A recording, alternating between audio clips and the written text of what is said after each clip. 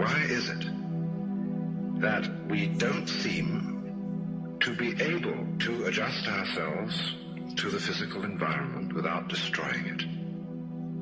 Why is it that in a way this culture represents in a unique fashion the law of diminishing returns, that our success is a failure, that we are building up, in other words, an enormous technological civilization which seems to promise the fulfillment of every wish almost at the touch of a button. And yet, as in so many fairy tales, when the wishes finally materialize, they're like fairy gold. They're not really material at all.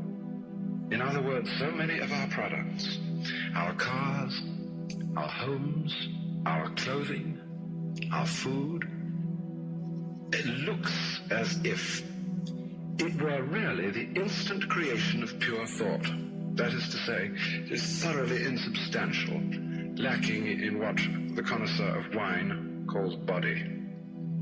And in so many other ways, the riches that we produce are ephemeral. And as a result of that, we're frustrated. We're terribly frustrated.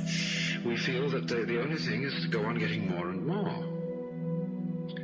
And as a result of that, the whole landscape begins to look like the nursery of a spoiled child who's got too many toys and is bored with them and throws them away as fast as he gets them, plays them for a few minutes.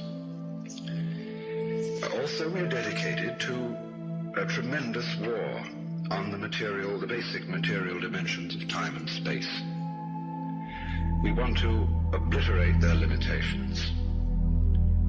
We want to get everything done as fast as possible. We want to convert the rhythms and the skills of work into cash, which indeed you can buy something with, but you can't eat it.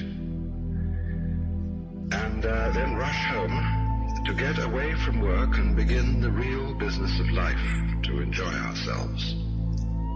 You know, for the vast majority of American families, what seems to be the real point of life, what you rush home to get to, is to watch an electronic reproduction of life. You can't touch it. It doesn't smell, and it has no taste. You might think that people getting home to the real point of life in a robust material culture would go home to a colossal banquet or an orgy of lovemaking or a riot of music and dancing. But nothing of the kind. It turns out to be this purely passive contemplation of a twittering screen.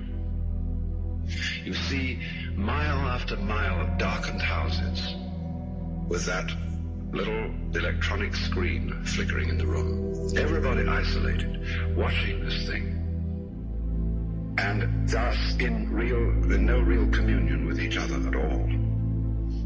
And this isolation of people into a private world of their own is really the creation of a mindless crowd. And so we don't get with each other, except for public expressions of getting rid of our hostility, like football or prize fighting.